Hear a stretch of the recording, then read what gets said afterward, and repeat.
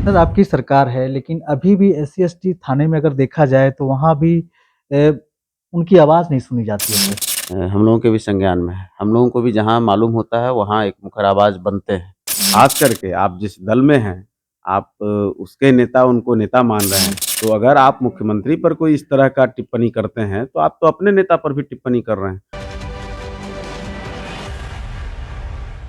नमस्कार, मैं युवराज, आप देख रहे हैं डेमोक्रेटिक लाइव।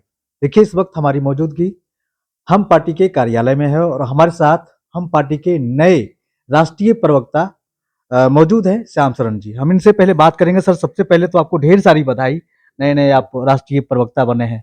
आप लोगों का बहुत-बहुत धन्यवाद और आप सबों को भी मेरी तरफ से डेमोक्रेटिक लाइव को के सारे लोगों को नववर्ष की हार्दिक शुभकामना है। जी सर। सर, आप राष्ट्रीय प्रवक्ता बने हैं, तो पार्टी को कैसे आगे बढ़ाएँगे? क्या रणनीति होगी आपकी?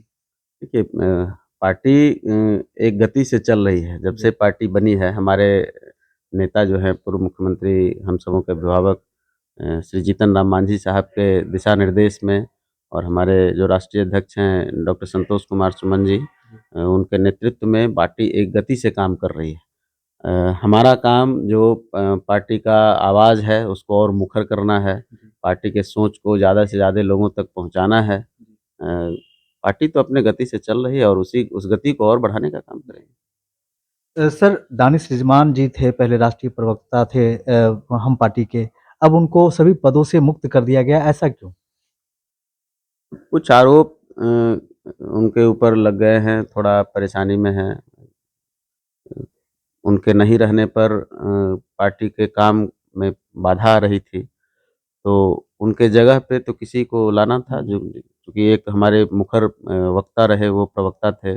वो हर जगह पार्टी की आवाज़ थे, उनके नहीं रहने पर तो किसी को आगे आना था। हुँ। तो बस एक वही किस है। तरह का आरोप उन पे लगा जो कि पार्टी इस तरह का निर्णय ली और उनको हटा दिया? अब ये सब तो आप लोगों के संज्ञान में है ही, कुछ पार्टी की नज़र में और हमारे नज़र से तो कुछ होता नहीं है, कुछ कानूनी शिकंजे में है। जब वो फिर बाहर आएँगे फिर पार्टी के नेता उनके साथ हैं, ऐसा कुछ नहीं है। 2024 का चुनाव अब करीब आ चुकी है, लोग तैयारी भी करने शुरू कर दिए हैं, इसको कैसे देखते हैं? चुनाव तो एक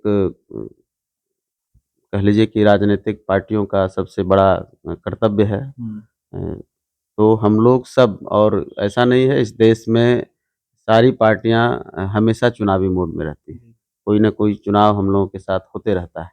2024 भी मजबूती से हमारी पार्टी गरीबों की आवाज़ बनने के लिए एक माध्यम बनेगी और उसमें जितना संभव हो सकेगा हम लोग अपनी मुस्तैदी के साथ जनता के बीच में जाने को तैयार हैं। अभी से ही राजनीतिक पार्टी में घमासान मच गया है, कुछ पार्टी के लोग इधर से उधर आ जाने शुरू हो गए अभी। क्या आपके पार्टी एनडीए के साथ रहेगी या महागठबंधन के साथ जाएगी? कैसे देखते हैं? देखिए ये सब चलते रहता है, ये सब कोई किसी का इधर-उधर आना-जाना ये सब कोई बड़ी बात नहीं है। महागठबंधन इंटैक्ट है। हमारे नेता का कमिटमेंट हमारे मुख्यमंत्री श्री नीतीश कुमार जी के साथ 100% है। अ, हम लोग कहीं इस अथी में रहते नहीं हैं, इधर-उधर जाने की बात थोड़े कुछ है। महागठबंधन के साथ हैं, पूरी तरह से मजबूती के साथ खड़े हैं। सर आपकी सरकार है, लेकिन अभी भी एससी-एसटी थाने में अगर देखा जाए तो वहाँ भी उनकी आवाज़ नहीं सुनी जाती है सर। इसको कैसे देखते हैं? आपकी सरकार है और आपकी सरकार में इस तरह का होता है और कई सबूत हम आपको दे सकते हैं अगर ऐसा होगा तो। देखिए, जो आप कह रहे हैं कहीं न कहीं उसमें सबूत की ज़रूरत नहीं है, सब लोगों के संज्ञान में रहता है। जी। हम लोगों के भी संज्ञान में है। हम लोगों को भी जहाँ मालूम होता है वहाँ एक मुखर आवाज़ बनते हैं।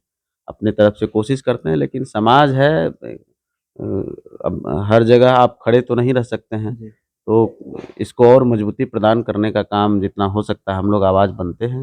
निश्चित रूप से जहाँ कहीं भी ज़रूरत पड़ती है हमारे नेता खड़े रहते हैं। संतोष कुमार सुमन जी तो उसी विभाग के मंत्री हैं। जी। तो उस नाते भी वो पूरे बिहार में सब लोगों के संपर्क में रहते हैं और जहाँ कहीं कहीं भी दलीय भावना से ऊपर उठ करके वो लोगों की मदद करते हैं। सुधाकर सिंह जी का बयान कह लीजिए तो बहुत ही विचित्र है। आप राजनीतिक नैतिकता भी तो कोई चीज़ होती है, अपना एक स्टैंड होना चाहिए और जिस तरह की भाषा का वो प्रयोग कर रहे हैं, वो बिल्कुल ही स्वीकार्य नहीं है।